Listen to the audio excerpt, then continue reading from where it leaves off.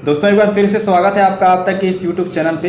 ये आप जो बगल में फ़ोटो देख पा रहे होंगे, कल मैं फेसबुक पेज पर था और बहुत सारी बातें इन्होंने कही भारत के RSS जो संगठन है और उसको लेकर के, BJP को लेकर के, प्रधानमंत्री मोदी को लेकर के और बहुत सारी तमाम चीज़ें। तो आज की इस वीडियो में हम इनके कही गई बातों का जवाब देने वाले हैं। मुझे ऐसा लगता है कि अगर आप इनकी बातों को सुनेंगे तो आपको ये लग सकता है कि ये हो सकता है कि ये मुस्लिम समुदाय जितने भी हैं भारत में, उनको लेकर इन्होंने ठेका ले रखा है कि हम जितने भी RSS, BJP या फिर प्रधानमंत्री हो, उनकी आलोचना करने का जो ठेका है इन्होंने बिल्कुल तरीके से ले रखा है।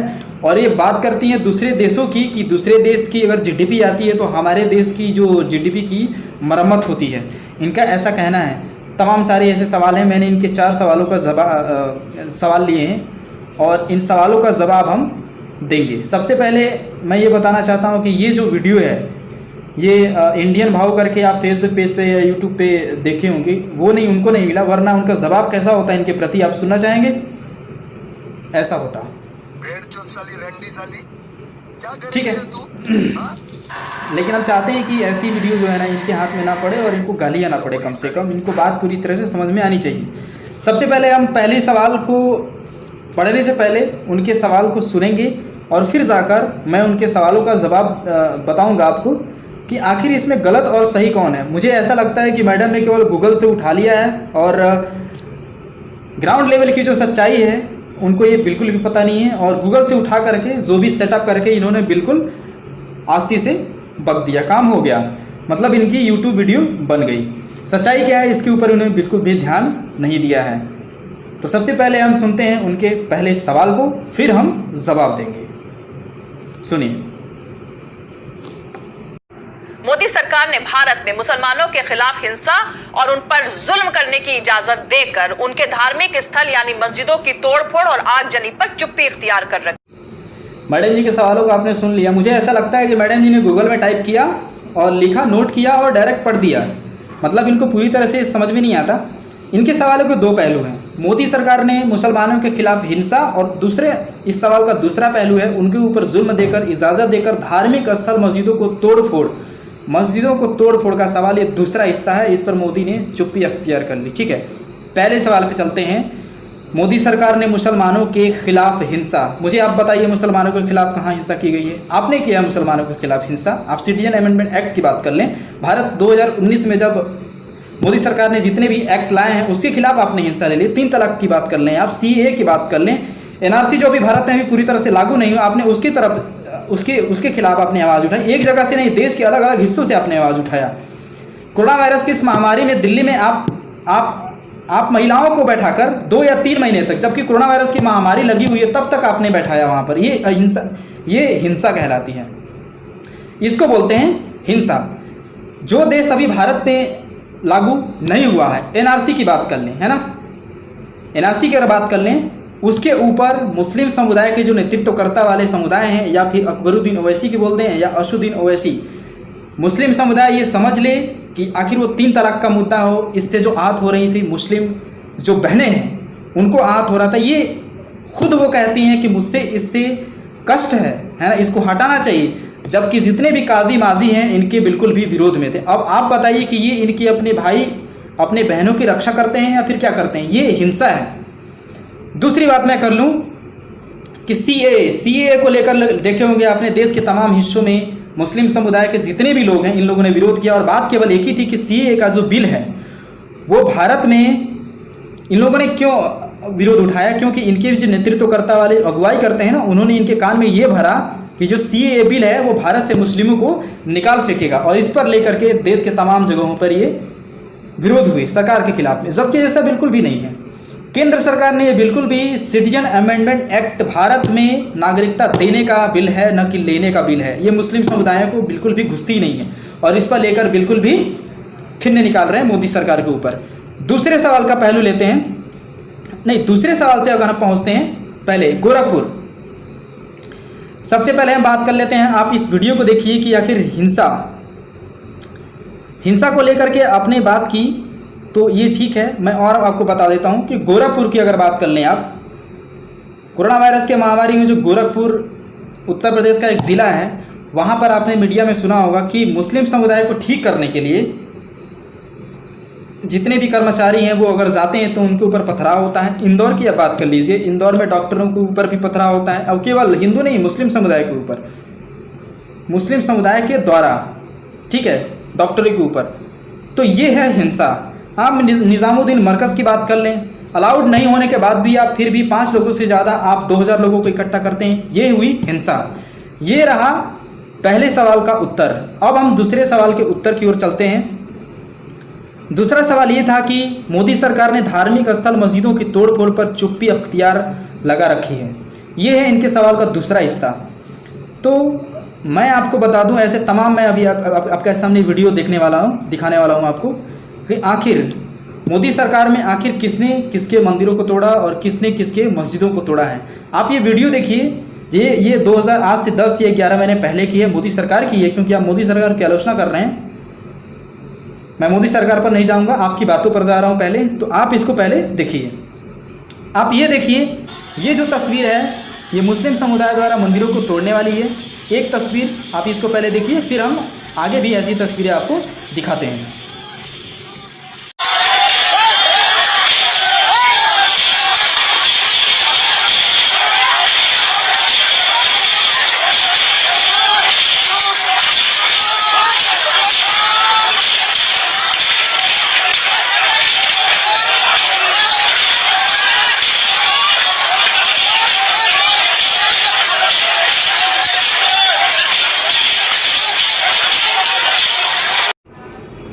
देख लिया आपने, ये जो वीडियो में आप जो पेड़ देख रहे थे उसके पास से मंदिर था और उसका घेराव था और उसको मुस्लिम समुदाय द्वारा ये तोड़ा जा रहा था। माफ़ कीजिएगा लेकिन मैं इस तरह की आपको वीडियो ज़्यादा नहीं दिखा सकता, किससे इस तरह धार्मिक सौहार्द बिगड़ता है। आप एक और वीडियो देखिए जिसमें मुस्लिम समुदाय द्वारा जो मूर्तियाँ होती, हिंदू मूर्तियाँ, उनको तोड़ी गई है।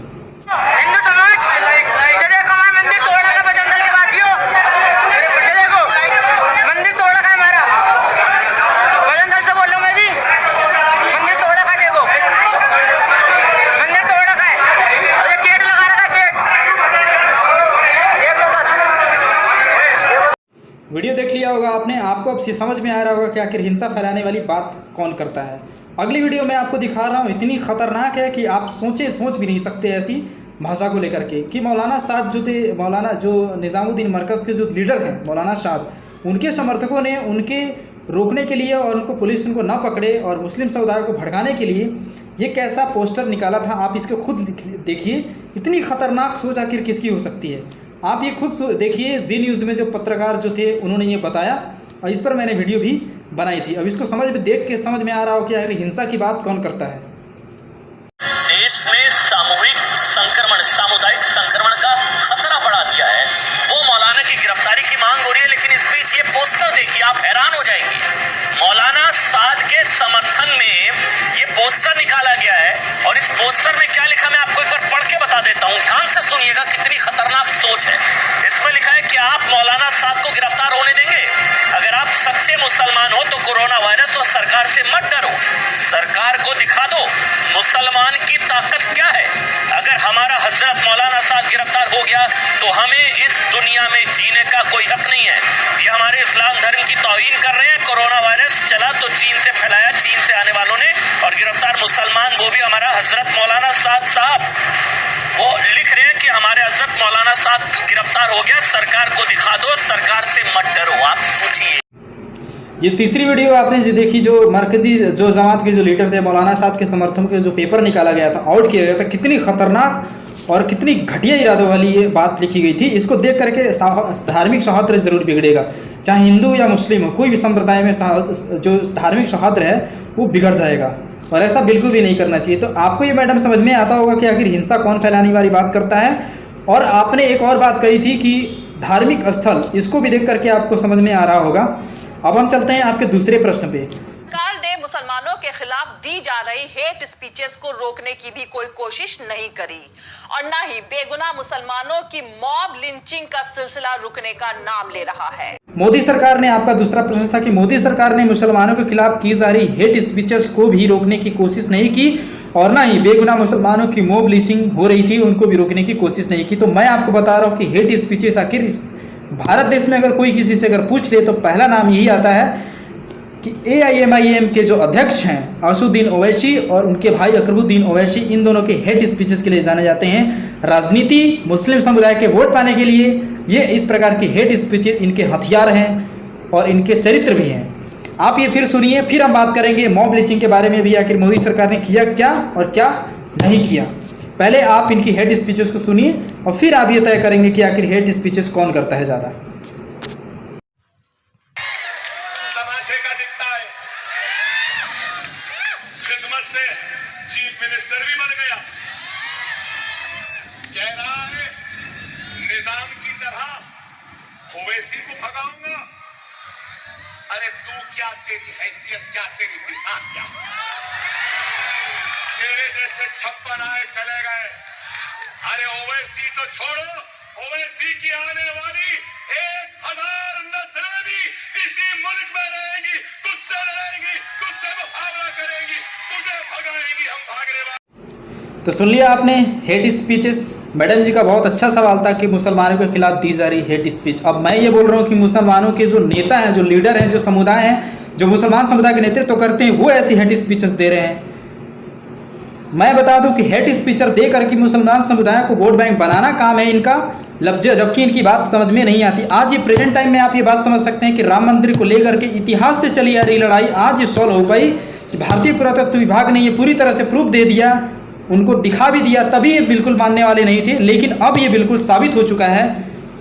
जब वहाँ से प्रमाण निकले, भगवान राम की जो मूर्तियों या पिलर्स वगैरह या जो भी आकृतियाँ वो निकली, तब इनको बात समझ में आई। उससे पहले ये वोट बैंक की राजनीति लगाकर मुस्लिम समुदाय को लड़ा रहे थे और हिंदू मुस्लिम कर रहे थे, एक कर रहे थे। और तब से अकबरुद्दीन ओवैसी, आप अगली वीडियो में खुद देखिए, असदुद्दीन ओवैसी ये खुद कहते हैं कि उत्तर प्रदेश में पिलर गाड़ेंगे। अरे पिलर नहीं गाड़ेंगे क्या, क्यों नहीं गाड़ेंगे, हम राम मंदिर बनवाएंगे। हाँ, मैं आपको बता दूं, मुस्लिम समुदाय अगर आप ये बात सुन रहे हैं तो आप ये बात समझ लीजिए कि कोई भी अगर मुद्दा हो, 3 तलाक का मुद्दा भी हो ना, तो उससे मुस्लिम समुदाय की तरह खींचने के लिए इस तरह की भाषणबाजी करते हैं। CAA का मुद्दा हो, NPR NCR का मुद्दा हो या फिर राम मंदिर का मुद्दा हो, इस तरीके की बातें करके मुस्लिम समुदाय को अपनी तरफ इस तरह के लीडर खींचना चाहते हैं। और आप अंधकार में रहते हैं, तो आप अपने ये जो काला पर्दा सामने लगा है उसको हटाइए और देखिए कि सच्चाई आखिर क्या है। आपके सामने ये सच्चाई आखिर आ ही गई कि आखिर राम मंदिर वहाँ पहले था, बाबरी मस्जिद वहाँ पे नहीं थी। जबकि मुस्लिम समुदाय के जितने भी संगठन हैं उन्होंने ये समर्थन दिया कि वहाँ राम मंदिर नहीं, बाबरी मस्जिद थी। आज ये पूरी तरह से प्रमाण पुख्ता साबित हो चुका है। अगली वीडियो में देखिए उस तरह राम मंदिर को बनाने के लिए आखिर क्या कहते हैं। बाबरी मस्जिद की जगह इन्हों खतरा ला रहे गते, पिल्लरा लेके आ रहे, ओवैसी के तीखे बोल। RSS, संघ परिवार, विश्व हिंदू परिषद, बजरंग दल, मोहन भगवत, आपकी जिंदगी के हमारी मस्जिद से। तो मैडम अगर आप ये वीडियो देख पा रही होंगी तो आपके ये कान खुले होने चाहिए और आंखें बिल्कुल भी खुली होनी चाहिए कि आखिर हेट स्पीच और हिंसा की बात कौन करता है। ये आपको बिल्कुल बात भी समझ में आनी चाहिए। आपको केवल गूगल में टाइप नहीं करना, उस बातों को बिल्कुल पढ़ना भी है और देखना और समझना भी है कि आप जो वीडियो बनाते हैं वो सही है या नहीं है। हम चलते हैं आपकी दूसरे प्रश्न की तरफ से। और हेट स्पीचर को रोकने के अलावा कोशिश नहीं की और ना ही बेगुनाह मुसलमानों की मॉब लिंचिंग का सिलसिला रुकने का नाम नहीं ले रहा है। मैं ये पूछ रहा हूँ, मॉब लिंचिंग का मामला मैं आपको बताता हूँ। 2015 में NCRB, national crime record bureau, Bharat की एक संस्था है जो 3 साल बाद ये 2018 में कहती है कि केंद्र और राज्यों को इसके ऊपर मॉब लिंचिंग को लेकर के एक नियम बनाना चाहिए। आपको मैं 2-3 घटनाएं बताता हूँ मॉब लिंचिंग को लेकर के, आखिर क्यों हुई थी। 2002 की ये घटना है, हरियाणा में जो मॉब लिंचिंग हुई थी, जिसमें 5 मुस्लिमों को गौ हत्या के आरोप में उनको पीट करके हत्या कर दिया गया था। मुस्लिम समुदाय को पीट करके हरियाणा में 2002 में ये एक मॉब लिंचिंग का मामला सामने आया था। और इसके बाद 2017 में पहलू खान हत्याकांड मॉब लिंचिंग का बहुत ही फेमस है, आप गूगल पर टाइप कर सकते हैं। इसमें भी गो तस्करी के झूठे आरोप में मुस्लिम समुदाय, पहलू खान जो थे उनका नाम है, उनको पीट करके हत्या कर दी गई थी। आप मुझे ये बताइए कि आखिर ये मानसिकता आती कहाँ है कि अगर कोई, मुझे आप एक बात बताइए, बहुत सिंपल सी बात है कि अगर कोई गाय के पास अगर कोई मुस्लिम खड़ा रहे तो आप ये, आपके दिमाग में ये मानसिकता में ज़रूर दौड़ेगी कि आखिर उस गाय के प्रति कोई या तो गौ हत्या है या तो फिर मुस्लिम उसका कुछ करना चाहता है। ये दिमाग में आपके बिल्कुल भी आएगा और आता भी है। लेकिन अगर उसी गाय के पास अगर किसी हिंदू को खड़ा कर दिया जाए तो ये मानसिकता आपकी बिल्कुल भी चेंज हो जाती है। ये मानसिकता आई कहाँ से कि मुस्लिम समुदाय गाय के प्रति बिल्कुल आक्रोश रखते हैं निर्दयी हत्या वाली बिल्कुल सोच रखते हैं। आखिर ये कहाँ से आई? ये आई है आपसे ही। अगर किसी भी आरोप में अगर मारते हैं तो वो बिल्कुल भी आरोप लगाते हैं, क्योंकि आपके जो पुरखा जो कर चुके हैं, गाय को मारने का काम, मतलब उनको बेचने का काम, गौ हत्या का काम, है ना, उनको तस्करी का काम, आपकी विचारधारा ये आपके पुरखे कर चुके हैं और इसलिए आप उसी के समुदाय से जुड़े हैं और इसलिए ये बातें आती हैं सामने। आप समझ पा रहे होंगे कि ये मानसिकता आती कहाँ से। दिक्कत ये नहीं है कि आप आरोप में मतलब झूठा साबित करके आप उसको मार रहे हैं, दिक्कत ये है कि आखिर ये मानसिकता आई कहाँ से। अगर मानसिकता आती नहीं तो ये बात आती ही नहीं। हिंदू गाय के पास कोई भी खड़ा रहे, कोई भी खड़ा रहे, कोई भी बात नहीं होने वाली है, ठीक है। तो मैं इसमें ये कहना चाहूँगा कि केंद्र सरकार 2018 में ही इस बात को लेकर बहुत ही चिंतित है, बहुत गंभीर है कि आखिर मॉब लिंचिंग की जो हत्याएं हो रही हैं, न केवल मुस्लिमों की हो रही है, हिंदुओं की भी हो रही है। पालघर में आप देख सकते हैं साधुओं की मृत्यु हो गई। इसके बाद महाराष्ट्र नांदेड़ में दे सकते हैं, अभी हाल फिलहाल की 1 महीना में घटा नहीं, जो घटनाएं आ नहीं रही हैं उसी में हो जा रही हैं। तो इसमें सुधार ये करना है कि आपके मुस्लिम समुदाय को गाय के प्रति प्रेम रखना है, तो ये जो मानसिकता है आपकी बिल्कुल भी हट जाएगी। मैं ये नहीं कहता कि केवल आपके मुस्लिम समुदाय को, हिंदू सभी को अपने प्राणी जो अमुक प्राणी हैं उनके प्रति प्रेम रखना है। तो इस प्रकार की मानसिकता बिल्कुल भी नहीं आएगी और इस प्रकार की जो मॉब लिंचिंग को लेकर के मामला आते हैं वो बिल्कुल भी नहीं होगा। अब सुनिए इनके तीसरे प्रश्न को। भारत में भाजपा और आरएसएस की तरफ से मुसलमानों के खिलाफ बोई गई नफरत के फसल की कहानी सिर्फ अरब देशों तक नहीं फैली है, बल्कि ये मामला अब इंटरनेशनल हो चुका है और पूरी दुनिया के सामने मोदी सरकार के चलते भारत की छीछा लेदर का सिलसिला जारी है। कई इंटरनेशनल ऑर्गेनाइजेशन पहले ही भारत के मुसलमानों पर हो रहे जुल्मों पर फिक्र जाहिर कर चुके हैं, पर अब मोदी जी के जिगरी दोस्त डोनाल्ड ट्रंप के मुल्क यूनाइटेड स्टेट्स ऑफ अमेरिका से भी नाराजगी का पैगाम आया है। अमेरिकी संस्था United states commission on international religious freedom USCIRF ने भारत में मुसलमानों के ऊपर हो रहे जुल्मों पर फिक्र जताते हुए अपनी रिपोर्ट में कहा कि इस नफरती कैंपेन को चलाने वाले ऑर्गेनाइजेशन और उससे जुड़े लोगों को बैन करके उनकी प्रॉपर्टीज और उनके बैंक अकाउंट्स को सीज कर। तो मैडम जी का ये तीसरा सवाल है कि आरएसएस बीजेपी मुसलमानों के खिलाफ बोई गई नस्ल की कहानी केवल अरब देशों तक नहीं बल्कि ये मामला इंटरनेशनल हो चुका है और पूरी दुनिया में, दुनिया के सामने भारत का जो है ना शीशा लेदर हो रहा है। और अमेरिका की एक कंपनी जो है, अमेरिका की एक संगठन है USCIRF अंतर्राष्ट्रीय धार्मिक स्वतंत्रता आयोग भारत को उस लिस्ट में शामिल कर चुका है और भारत में मुस्लिम बिल्कुल भी सुरक्षित नहीं है, उनके ऊपर धर्म विभेद किया जाता है। तो मैं आपको बता दूं कि मैडम ने आपने इस खबर को पूरी तरह से पढ़ा नहीं है। आप जब इसको पूरी डिटेल में पढ़ेंगी तो आपको ये समझ में आएगा कि इस आयोग के 2 व्यक्तियों ने ये खुद कहा है कि ये जो आयोग है USCIRF अंतर्राष्ट्रीय धार्मिक आयोग, जो अमेरिका का एक संगठन है, पूरे विश्व में धर्म के नाम पर जो भी मतभेद करता है, अलगाववाद करता है, उसमें उस देश को शामिल करता है कि इस मजहब के लोग सुरक्षित नहीं हैं।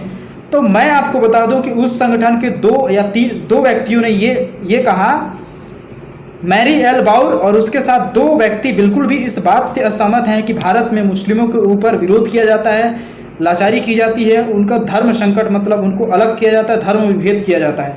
आपको बता दें उसमें से एक व्यक्ति इसने ये भी कहा कि पूर्वाग्रह पर मानसिकता, यह संगठन जो है ना पूरी तरह से अपनी पूर्वाग्रह की मानसिकता पर ग्रस्त है और इस तरह की बातें आते जाते समय भी ये करते रहता है। और भारत के विदेश मंत्री द्वारा भी ये कहा गया कि ये बात जो है ना पूरी बिल्कुल भी गलत है।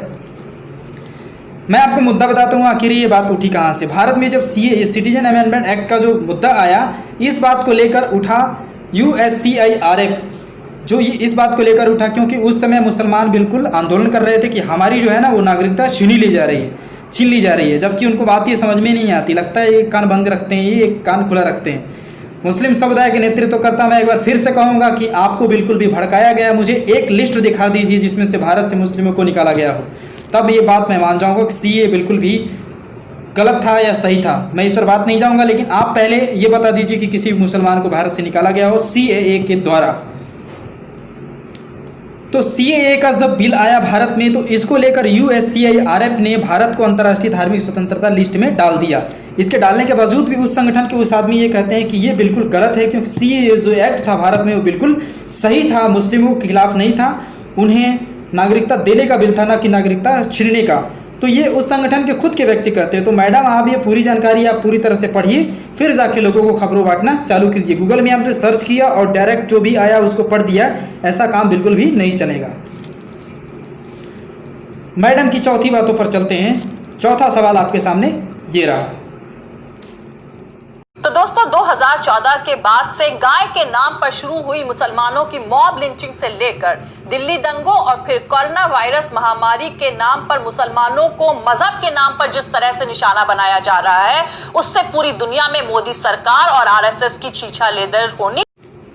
तो मैडम जी का चौथा सवाल ये है कि 2014 के बाद मॉब लिंचिंग को लेकर, दिल्ली दंगों, कोरोना वायरस को लेकर के मुस्लिमों को निशाना बनाया जा रहा है। ये सटीक सवाल मैं पढ़ रहा हूँ जो इन्होंने बात किया है। मुझे ये बताइए, इन्होंने दिल्ली दंगों की बात करी, कोरोना वायरस के महामारी में दिल्ली दंगों में आखिर इकट्ठा कौन हुआ था और क्यों हुआ था? वो हुआ था CAA बिल के लिए, जबकि उनके कान में ये भरा गया था कि CAA जो बिल है ना, वो उनकी नागरिकता को छीनने के लिए है, जबकि ऐसा बिल्कुल भी नहीं है। अमित शाह गृह मंत्री ने खुद ये कहा कि जो CAA जो बिल है वो नागरिकता छीनने को नहीं, नागरिकता देने को लेकर के, लेकिन इन्हें ये बात बिल्कुल भी समझ नहीं। महीने, 2 महीने, 3 महीने इन्होंने लगातार बिल्कुल आंदोलन किया और ये दिल्ली दंगे इनके थे, न कि अपने थे। कोरोना वायरस को लेकर इन्होंने बोला, कोरोना वायरस फैलाने को लेकर, तो ये बात भी बिल्कुल सही है।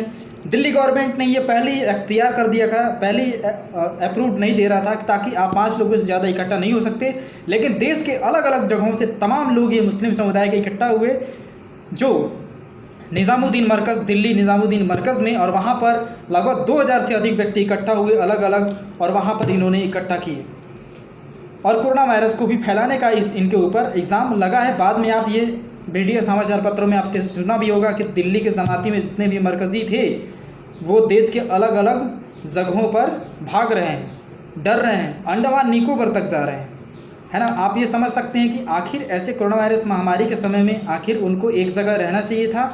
देश की जनता जिस तरह से चल रही है उनको साथ देना चाहिए था, लेकिन ये उत्तर प्रदेश, गुजरात, महाराष्ट्र, अंडमान निकोबार अलग अलग जगहों में भाग रहे हैं, जैसे इनके प्रति सरकार बिल्कुल विद्रोह का रुख अपना रही है। ऐसा बिल्कुल भी नहीं था, जबकि पहली बार इनको, तो मैडम का सवाल था कि कोरोना वायरस को फैलाकर, बिल्कुल सही है, आपने सही कहा, ये बिल्कुल सही है, इसमें कोई शक की बात नहीं है। आप क्या बोलेंगे, देश की पूरी जनता जानती है कि अगर मरकज़ी जमाती एक जगह से अगर दूसरी बार जगह नहीं आती, मैं अपने मध्य प्रदेश भोपाल की खुद बात करता हूँ, वहाँ पर 54 से 56 मरकज़ी जमाती आई थी, इसके बाद भोपाल रेड जोन में आ गया था।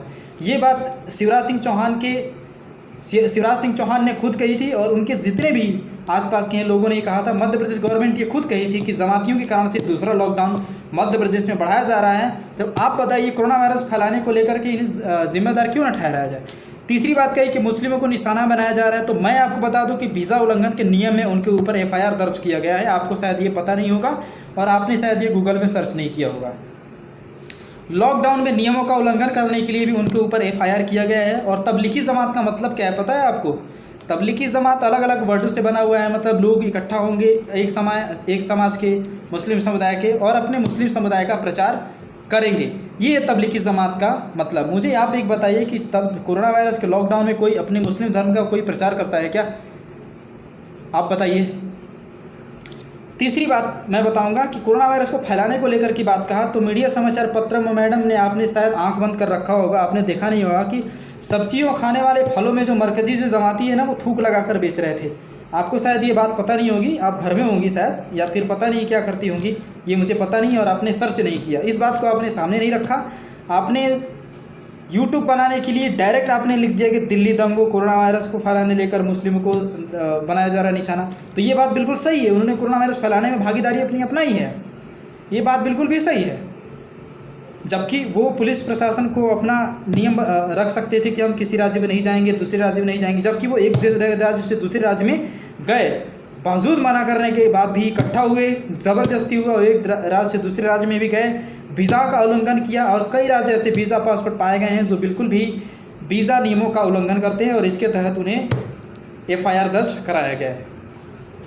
तो मैं आपसे यही कहना चाहूँगा, अगर आप ये वीडियो देख रही होंगी तो आप वीडियो को, मैं ये चाहूँगा कि इस प्रकार के धार्मिक सौहार्द का फैलाने का बिल्कुल भी काम ना करें और पूरी तरह से खबरों को फैलाएं। मेरे इस वीडियो का बनाने का बिल्कुल भी मकसद नहीं है कि मैं मुस्लिम समुदाय के ख़िलाफ़ हूँ और हिंदू जो धर्म है उसका प्रचार कर रहा है, ऐसा बिल्कुल भी मेरा इरादा नहीं है। मेरा बस इरादा ये है कि आपने जिस बातों को कहा है वो बातें बिल्कुल भी गलत है, और आपने जिन बातों को कहा है वो बिल्कुल हिंसात्मक है, धार्मिक सौहार्द बिगाड़ने का कार्य करती हैं।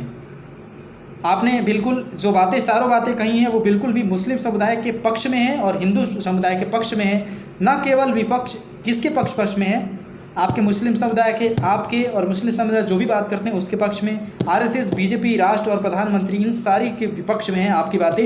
इसलिए मैंने आपका विरोध किया और मैं करता रहूँगा। आपने इस वीडियो डाला तो मैं करूँगा ज़रूर। तो ज़रूरत है कि आप खबरों को सच्ची फैलाएं, लोगों में विश्वास पैदा ना करें, ये ज़रूरत है। चलिए दोस्तों, मिलते हैं अगली हाईलाइट न्यूज़ के। तब तक के लिए इजाज़त दीजिए। वीडियो काफ़ी लंबी हो गई क्योंकि बातें भी बहुत ज़्यादा थी और बताना भी आपको बहुत ज़्यादा ज़रूरी था। जय हिंद।